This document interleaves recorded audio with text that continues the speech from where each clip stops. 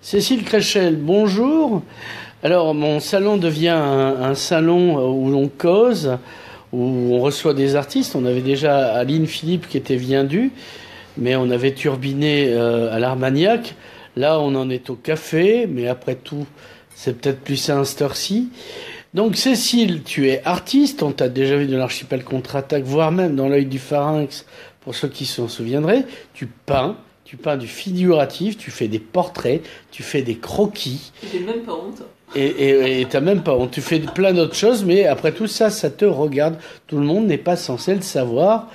Et tu t'exposes à PAMS, au PAMS, donc juste en bas de chez moi, comme tu m'as dit, pour exploser plus près, sinon ça serait dans ton salon, comme quoi je t'ai pris au mot. C'est dire jusqu'où je suis prête à aller pour que tu viennes à un de mes vernissages. Ouais, voilà. Et donc c'est samedi prochain que ça ouvre. Alors tu avais exposé un peu partout, mais tu as des sujets différents. Donc la dernière fois on était au Japon. Oui. Là, les dessins japonais seront aussi présents au Café Pams. J'avais fait une exposition uniquement consacrée à cette série japonaise au bar du Capitole, sur l'invitation de Valérie Faber et de son mari Philippe. Mais voilà, c'était en plein été, donc tout le monde était en vacances. Mais tout le monde s'en branle, quoi. Voilà, en gros. Mais bon, j'avais quelques potes qui étaient venus. L'expo a plutôt bien marché. Il me reste quelques dessins qui seront exposés chez Michel. Voilà, il y aura aussi une série que j'avais faite sur Chelsea Cunningham et l'auteur.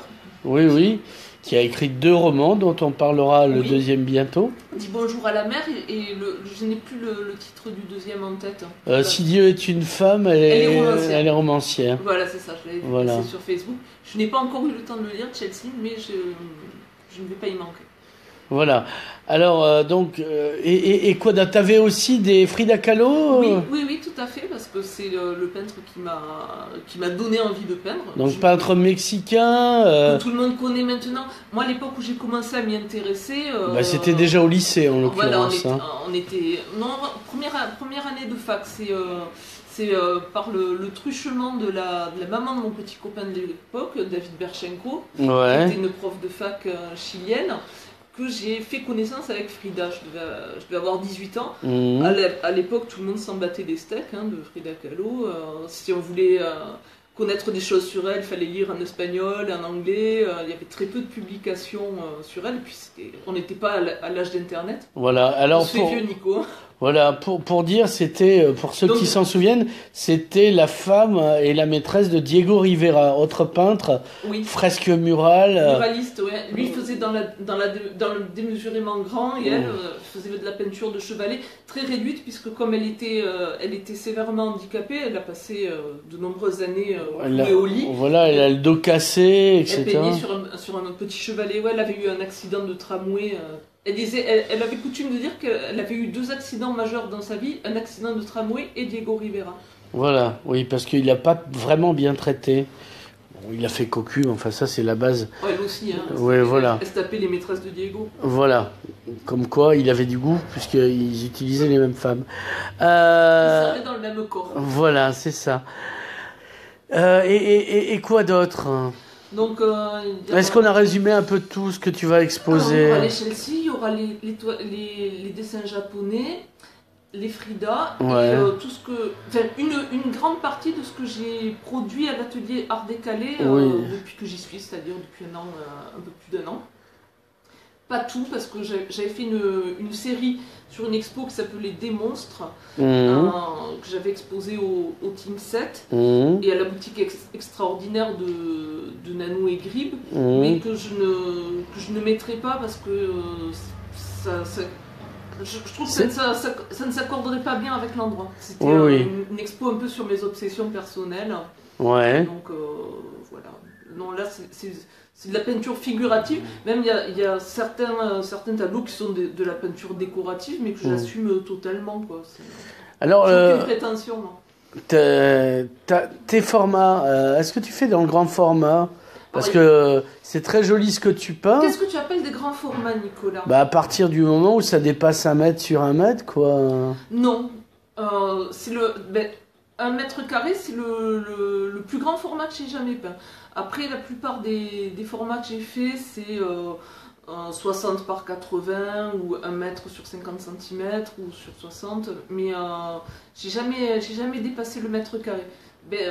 C'est aussi pour des raisons pratiques, c'est que pour les transporter, j'ai juste une voiture, bon, qui est certes d'un fort beau gabarit, mais pas au point de transporter des toiles excédant le mètre carré. Alors, tu fais toujours dans le portrait que tu croques dans les cafés ? Oui, aussi. Dans l'humain courant, si on... J'aime bien, ouais, quand je fais la queue au kebab, je dessine les gens, quand je vais au café. J'aime bien dessiner les gens qui ne posent pas et qui ne s'en rendent pas nécessairement compte, d'ailleurs, quand je le fais. J'aime bien dessiner à la plage aussi. Quand je vais à la plage naturiste de Toreil, j'en profite pour faire des séances de modèles vivants à l'œil, quoi. À l'œil, parce que ça te coûte rien. Non.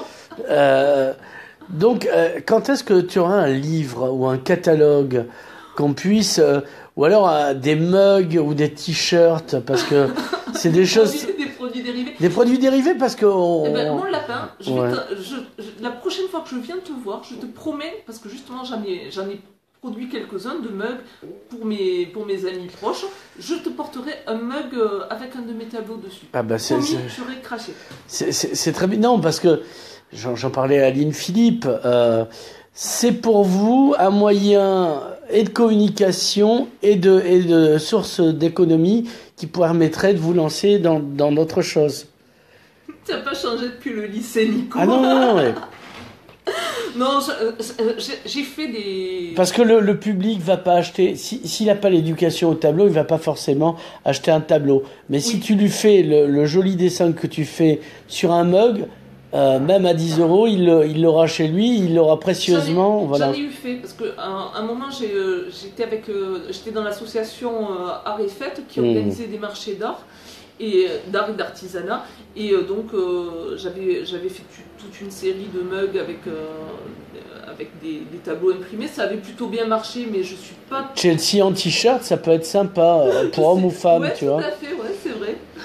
Donc voilà, porter une romancière sur même la peau, ça peut être sympa, quoi.